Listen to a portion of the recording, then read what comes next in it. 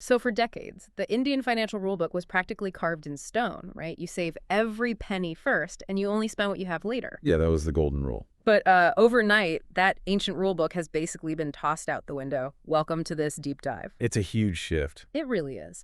And our mission today is to unpack this massive cultural and economic shift. The transition from a traditional save first mindset to a borrow first reality. Right. We're pulling insights from domestic debt reports and RBI data to figure out if this borrowing boom is, well, a sign of prosperity or a looming peril. It really is a fundamental shift in how households manage their aspirations.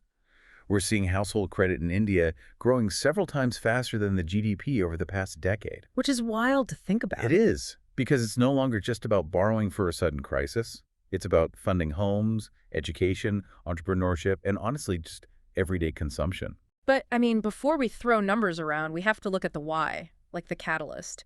The COVID-19 era kind of forced this prolonged period of accommodative monetary policy. Exactly.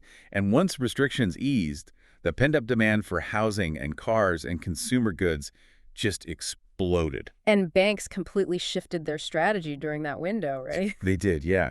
After years spent cleaning up corporate loans, they pivoted hard toward retail lending. It just offered them far better risk distribution. That makes sense. And on the consumer side, the friction of borrowing completely vanished. Right, because think about the old days of getting a bank loan. All the paperwork. Exactly, weeks of tedious paperwork, physical verifications, standing in lines. Today, thanks to Aadhaar and UPI and all these fintech platforms, getting a line of credit approved is literally faster than ordering takeout on your phone. It really is.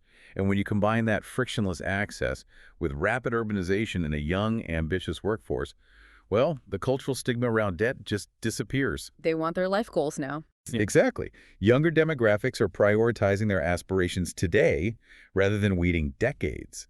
Borrowing isn't seen as a sign of financial stress anymore. It's just a practical planning tool. But hold on, since credit is so frictionless now, that totally changes what people are actually financing. Traditionally, borrowing was for housing and vehicles. Yes, but the June 2026 RBI data shows a massive, rapid surge in unsecured credit. Specifically, we're talking about personal loans and credit cards. Okay, wait, I have to push back here.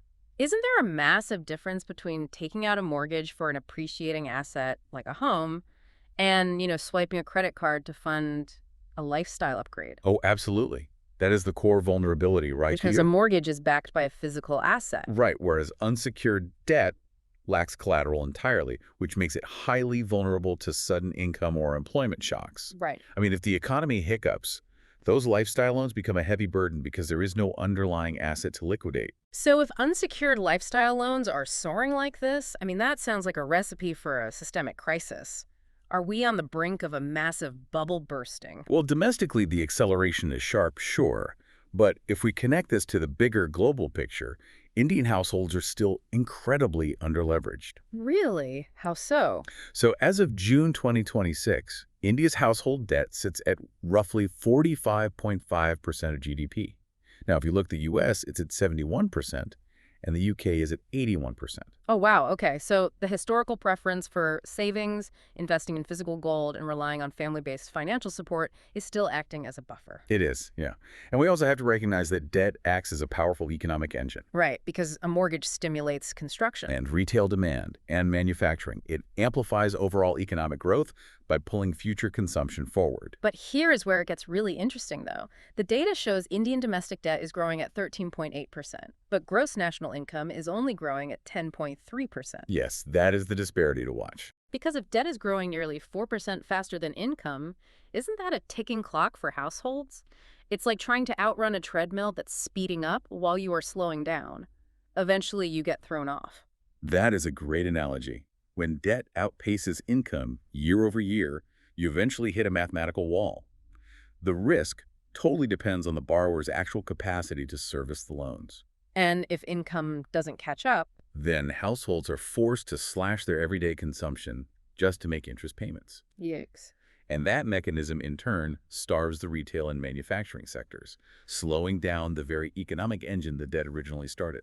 So, what does this all mean for you, the listener? Bringing it back to the ultimate question of our deep dive, is this borrowing boom prosperity or peril? Well, the strict takeaway from the RBI data is that debt itself is neither inherently good nor bad. Right, it's a tool. Exactly. India's borrowing revolution reflects incredible financial inclusion.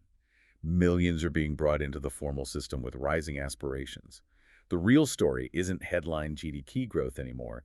It is that quieter metric. Whether income can keep up. Yes, the future depends entirely on whether long-term income growth can keep pace with these rising repayment obligations. It really reframes how you see the world around you.